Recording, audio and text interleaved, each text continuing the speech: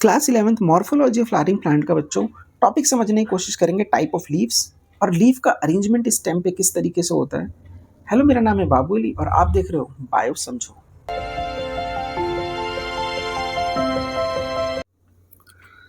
हमारी एनसीईआरटी में बच्चों लीफ दो टाइप की हैं, एक है सिंपल लीफ और एक है कंपाउंड लीफ। सिंपल लीफ और कंपाउंड लीफ में क्या फ़र्क है? देखो बच्चों, सिंपल लीफ में क्या होता है कि एक पेटियोल है और एक पेटियोल के सामने ये पूरा का पूरा लेमिना है ये। और ये लेमिना जो है या तो ये पूरा होता है या फिर इस लेमिना के अंदर इस तरीके से इंसीजन होता है। इस तरीके से ये जो इंसीजन दिख रहा है तुम्हें, ये जब तक मिडरिप के अंदर नहीं है, यहाँ तक ये इंसीजन यहाँ तक जब तक नहीं आ रहा तब तक हम इसे बोलेंगे सिंपल लीफ। अगर ये ही इंसीजन इस तरीके से हुआ, मान लो ये पेटियोल बना दिया हमने, ये पेटियोल है और मान लो ये इंसीजन इस तरीके से होता हुआ यहाँ तक आ गया तो इसे बोलेंगे हम कंपाउंड लीफ। ये इंसीजन है, मान लो ये इंसीजन होता हुआ इस तरीके से यहाँ तक आ गया, ये इंसीजन यहाँ तक आ गया, तो यही क्या कहलाएगा? Compound leaf. समझ गए? तो सिंपल और कंपाउंड लीफ में फ़र्क क्या है कि जो मिडरिब है, ये मिडरिब जो है अगर वो नॉर्मल तरीके से है, जैसे ये पूरा बना है, इंसीजन जितना भी है अगर वो सेंटर तक नहीं आ रहा तो वो सिंपल लीफ है। और वही इंसीजन, मैंने ये देखो एक और बनाता हूँ, अगर ये लीफ है पूरा, अगर ये इंसीजन होता हुआ ये मिडरिप को टच कर गया, ये टच कर गया, तो ये कंपाउंड लीफ है, ये कंपाउंड लीफ हो गया। ठीक है बच्चों, ये फ़र्क है सिंपल लीफ और कंपाउंड लीफ में। एक और चीज़ समझने के लिए, अब मान लो अगर तुम एक लीफ देख रहे हो किसी जगह पे, तो कैसे पता चलेगा तुम्हें कि ये छोटी-छोटी लीव्स हैं या कंपाउंड लीफ हैं? अच्छा, ये जो छोटे-छोटे तुम्हें दिख रहे हैं ना, इन्हें लीफलेट्स बोलते हैं। अब इन्हें लीफ नहीं बोलते, अब इन्हें बोलते हैं लीफलेट्स। तो अगर तुम किसी प्लांट पे ऐसे देख रहे हो लीफ, तो कैसे पहचानोगे कि ये लीफलेट्स हैं या फिर एक नॉर्मल लीफ है? तो देखो, इनकी पहचान कैसे होती है कि कभी भी ना बच्चों, जैसे मान लो ये सिंपल लीफ है, इसके बीच के गैप को एक्सिल बोलते हैं, यहाँ पे एक्सिलरी बड होगा। लीफ और ये जो तुम देख रहे हो स्टेम या ब्रांच, इसके बीच में एक्सिलरी बड होगा हमेशा। ये एक कंपाउंड लीफ है, यहाँ एक्सिलरी बड होगा, यहाँ पे एक्सिलरी बड होगा। कभी भी कोई भी एक्सिलरी बड बच्चों लीफलेट के एक्सिल पे नहीं हो सकता। ये सबसे बड़ी पहचान है। और अगर यहाँ पर भी तुम्हें एक्सिलरी बड दिख रहा है तो वो कंपाउंड लीफ नहीं है, वो एक सिंपल लीफ है। समझ गए इस बात को? यानी कि अगर मैंने एक इस तरीके से बनाया, ये लीफलेट से बच्चों, और यहाँ एक एक्सिलरी बड है, तो ये पूरा का पूरा एक लीफ से बना हुआ ये कंपाउंड लीफ है। समझ गए? तो ये जो एक्सिलरी बड है ये सबसे बड़ी पहचान होती है कंपाउंड लीफ की। क्लियर है बच्चों? अच्छा, नेचर ने, ये देखो सिंपल लीफ है, नेचर ने कंपाउंड लीफ क्यों बनाए हैं?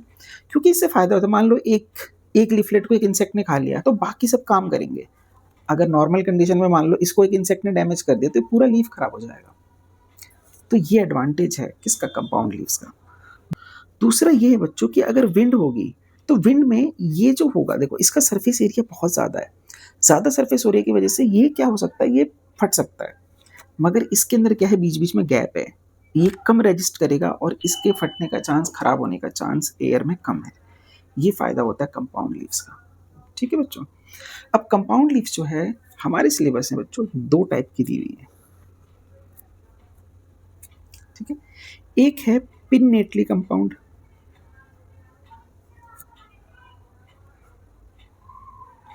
और एक है बच्चों पाल्मेटली कंपाउंड।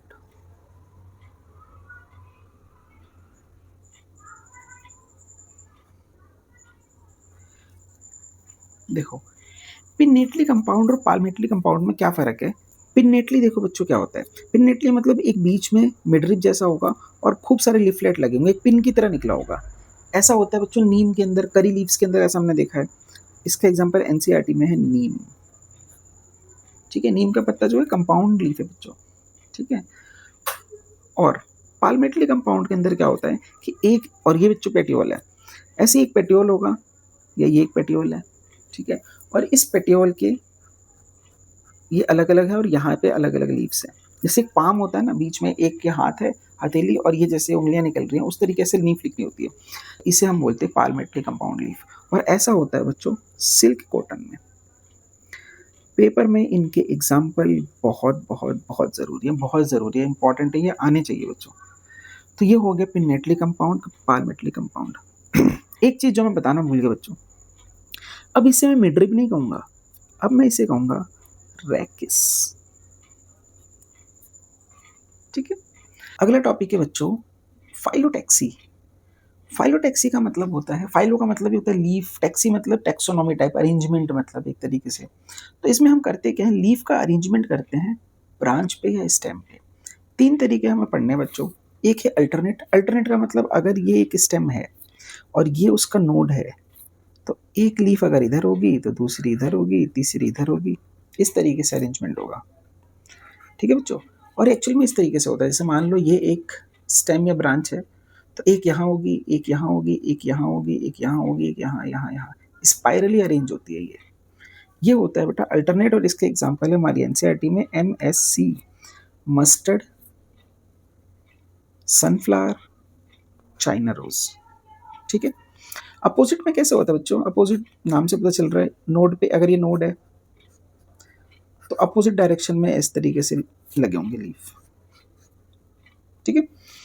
इसका एग्जांपल है बच्चों जी और सी, गुआवा और कैलेट्रोपिस। हर कैलेट्रोपिस के बारे में थोड़ा समझाना चाहूंगा बच्चों। देखो कैलेट्रोपिस में अपोजिट इस तरीके से लगे होते हैं, एक इधर लगा होता है ना, तो अगली नोड पे वो 90 डिग्री पे ऐसे लगा होता है, फिर अगला वाला इस तरीके से लगा होगा, तो इसका अगला वाला इस तरीके से लगा होगा। मुझे लगता है समझ गए होंगे आप मैं क्या कह रहा हूँ, पर होता इसमें भी अपोजिट है। और वर्ल्ड, देखो वर्ल्ड का मतलब ही होता है कोई भंवर टाइप का, गोल सर्कुलर।